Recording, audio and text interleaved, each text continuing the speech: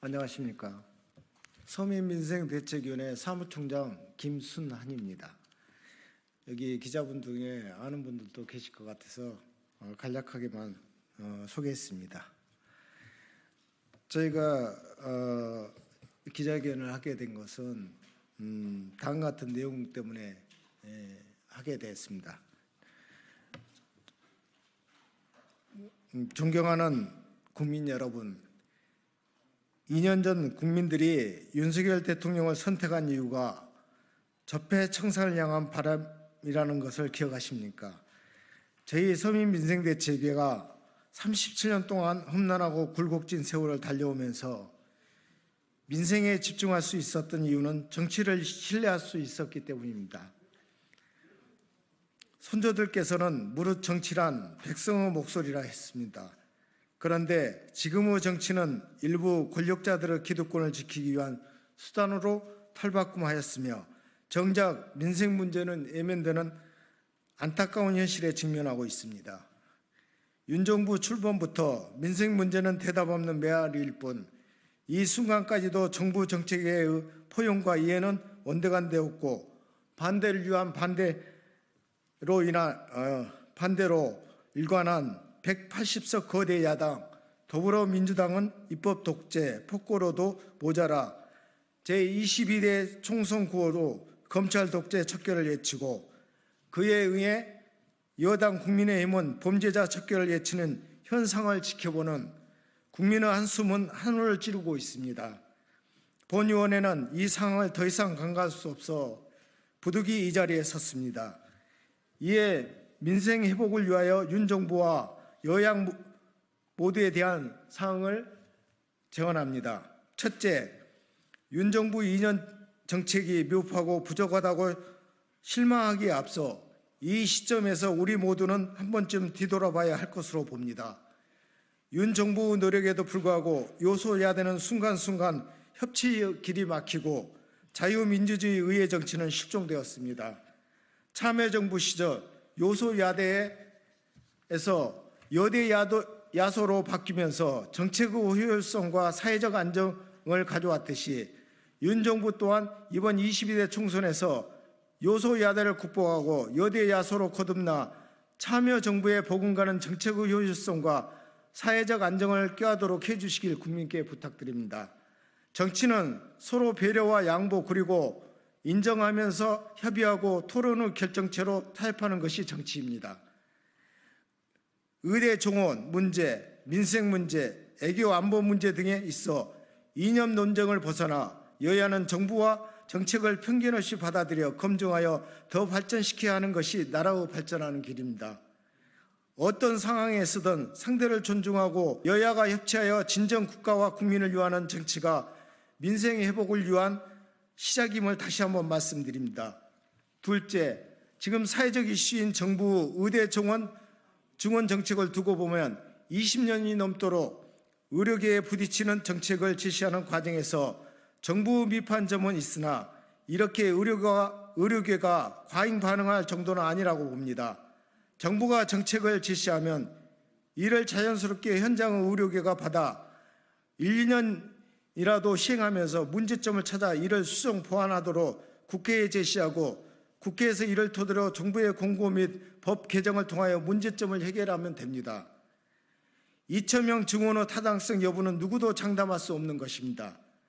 20년 동안 정부와 의료계는 시행조차 해보지 못하고 말로만 했지 가보지 않은 길을 정부도 의료계도 확신할 수 없습니다.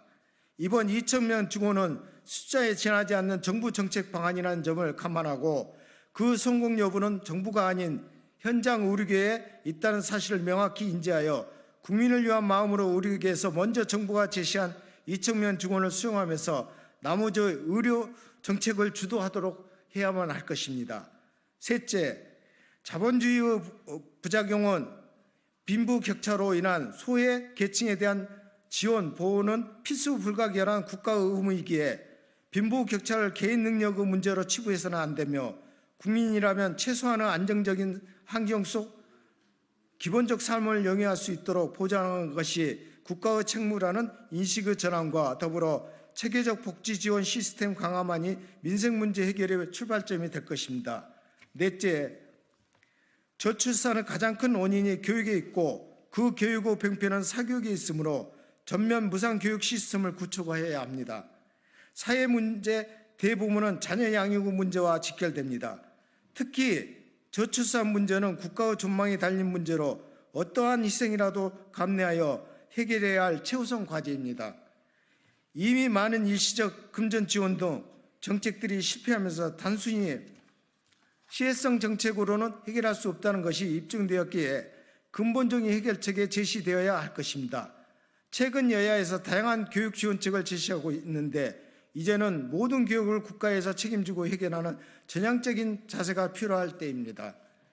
유치원부터 대학까지 국가가 무상으로 지원하는 시스템을 구축하여 젊은 세대와 맞벌이 부부가 안심하고 자녀를 낳을 수 있는 환경을 조성하는 것에서부터 시작하여야 합니다.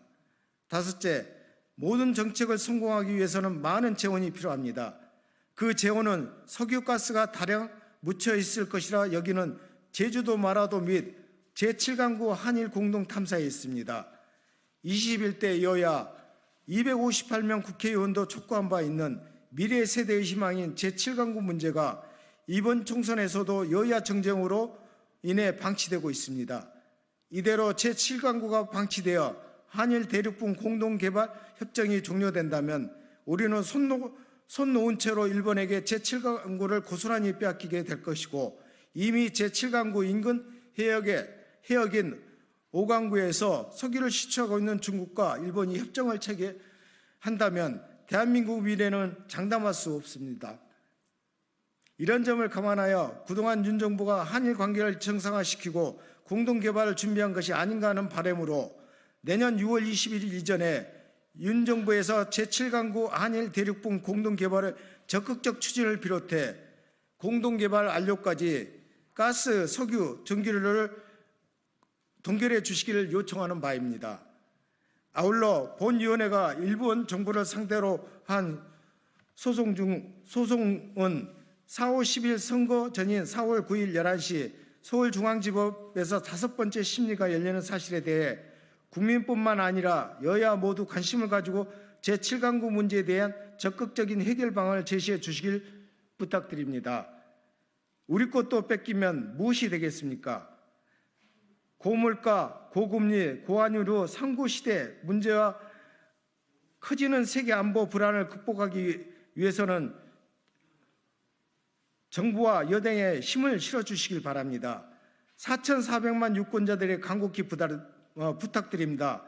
이러한 본위원회의 재원을 현실화하기 위하여 정부 계획 의지와 적폐청산을 가로막고 있는 거대 야당의 권력을 종식시키고 윤 정부와 여당에도 적폐청산의 벽을 넘어 민생의 회복을 위한 정책을 위하여서 최선을 다해 주시길 부탁드리는 바입니다. 이상입니다.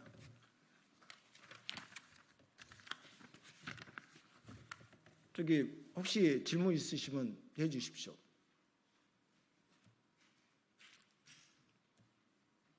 됐습니까?